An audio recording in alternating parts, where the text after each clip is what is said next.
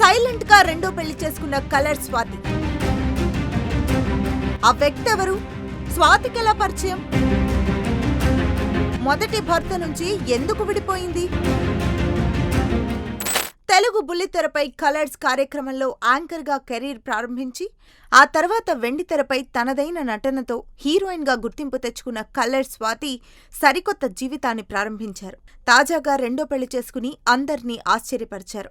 ప్రముఖ టాలీవుడ్ దర్శకుడు శ్రీకాంత్ నగోతీతో ఆమె పెళ్లి పెట్టలెక్కారు. ఎలాంటి హడావిడి లేకుండా కేవలం అత్యంత సన్నిహితులు, కుటుంబ సభ్యుల సమక్షంలో ఈ వివాహ వేడుక జరిగింది.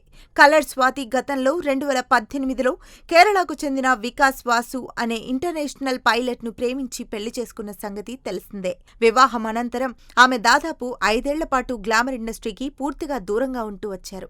అయితే 2023 నాటికి వీరిద్దరి మధ్య తీవ్ర మనస్పర్ధలు రావడంతో పరస్పర అంగీకారంతో విడాకులు తీసుకుని విడిపోయారు. ఆ సమయంలోనే స్వాతి తన ఇన్స్టాగ్రామ్ ఖాతా నుండి పెళ్లి ఫోటోలన్నింటినీ తొలగించడంతో ఈ విడాకుల అంశం తొలిసారిగా వెలుగులోకి వచ్చింది. ఆ తర్వాత పలు ఇంటర్వ్యూల్లో మీడియా ప్రతినిధులు దీనిపై ప్రశ్నించినప్పటికీ తన వ్యక్తిగత విషయాలను పంచుకోవడానికి ఆమె నిరాకరించారు. ప్రొఫెషనల్ లైఫ్ కు, పర్సనల్ లైఫ్ కు మధ్య గీత గీసుకుని మౌనంగా ఉండిపోయారు. విడాకుల అనంతరం స్వాతి సెకండ్ ఇన్నింగ్స్ ప్రారంభించి టాలీవుడ్లో సినిమాలు చేయడం మొదలుపెట్టారు.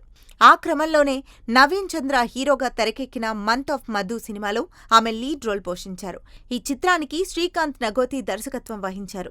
ఈ సినిమా షూటింగ్ సమయంలోనే దర్శకుడు శ్రీకాంత్తో స్వాతికి పరిచయం ఏర్పడింది. అది కాస్త కాలక్రమేణా బలమైన స్నేహంగా, ఆపై ఒకరినొకరు అర్థం చేసుకునే ప్రేమగా మారింది.